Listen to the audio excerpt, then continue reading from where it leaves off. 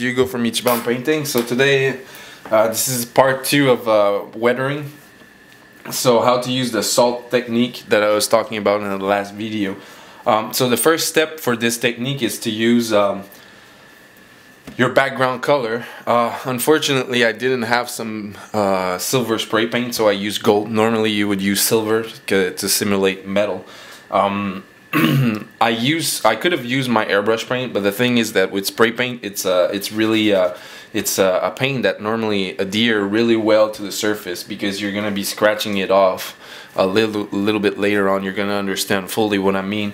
So an airbrushed or a paint applied with a paintbrush normally doesn't have the same kind of bond, and it's not as strong as spray paint. So normally you would spray paint your the first layer of the model that you're doing, and normally you would spray everywhere, not only the area where you're doing. Since I'm working on this base right now, I don't need to spray everywhere, because I'm going to be doing the weathering effect around the edge here.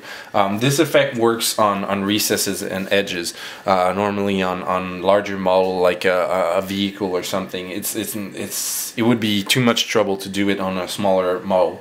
So the first thing you want to do is, once your base is done and dried, you're gonna take a Q-tip or an air, something to clean your ears with. You're gonna put it in water a little bit, and then you're gonna apply water on the edge. And what you want to do actually is, after that, you want to take some salt.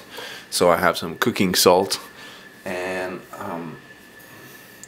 then you want to, sorry, I put it here. So you want to put water here, and then you want to apply salt on the water that you put, and try to put, a lot of water. Then what's gonna do is the salt is gonna stick to the area where you want to do this technique. Okay, so basically it's not a hard technique to do, it's just it does take time. And once you put some salt, just take it off, right? And we'll let it dry. So what you have here, hold on a second, I'm gonna make sure I can zoom in properly. So you see that here the salt stick to the area where I just put water, and it's gonna do some a little bit of pattern. So what you do is that the first step is this, then you let it dry, so the salt's gonna stay there and stick there. And then after that, once it's dry, we're gonna paint it another color. So I'll once it's dry, I'll spray it another color, and then I'll show it to you what it does when it's finished. Okay, so I'm back. So sorry about that. Okay, so now I let the salt dry, and then I used a black color for base.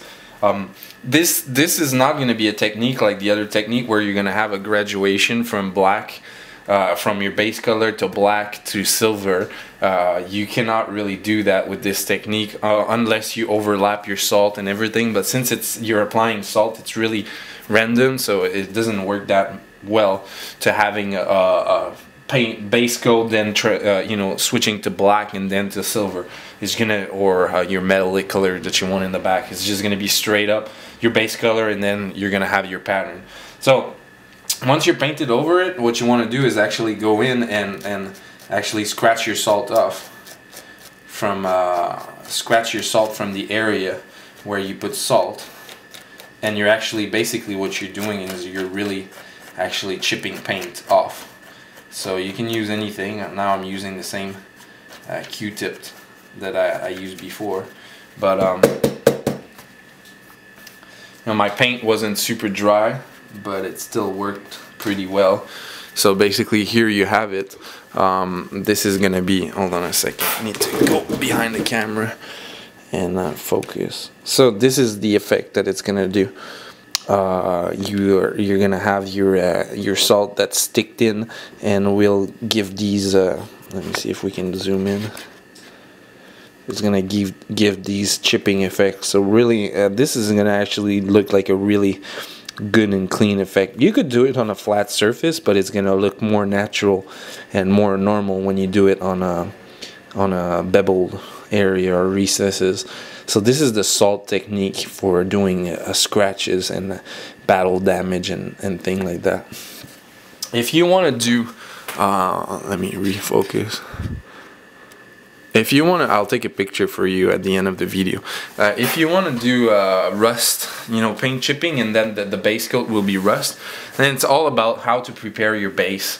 So basically what you can do is that the base, instead of doing like I did just silver, you could do it silver and then do rust with a sponge and some rusty colors, and then, you know, prepare the area or the first color, the first layer with that rust and metal-y effect. Then you put your salt on top of it, and then after that you prime it over, you do your base coat over, and you do the same technique. So basically, you know, this technique is really simple. You're gonna take your first layer of paint is gonna be what you want your scratch to look like. And then after that, once this layer is done, you're gonna apply the salt and water, we'll leave it dry, and then you're gonna apply your base coat on top of it, and then after that you're gonna scratch it, right? And just make sure, really important, to leave your paint dry in between, because here I didn't put salt, but by scratching it away it did a mark. Actually, it doesn't look that bad, it looks pretty good, but you know, it might scrap your paint if you don't wait in between like I did right now, because I wanted to do the tutorial. So hope you like it. A really simple technique, a little bit like the brush technique. Really simple technique to do some battle damage and some scratching that looks really natural, because you're actually basically scratching the paint away. And the salt crystal itself, the way they stick to them, the areas you're gonna put it, the salt crystal shape will do a really nice random and really real effect of paint scratching. So hope you like it. Please subscribe and like the video, and if you have any questions, you can just drop me a line on Twitter at Ichiban Painting, or here in the comment section. And if you have other techniques that you would like me to showcase and show you guys how to do it, or my way of doing things, then just ask, and I'll be more than happy to do a video for you. So have a good day.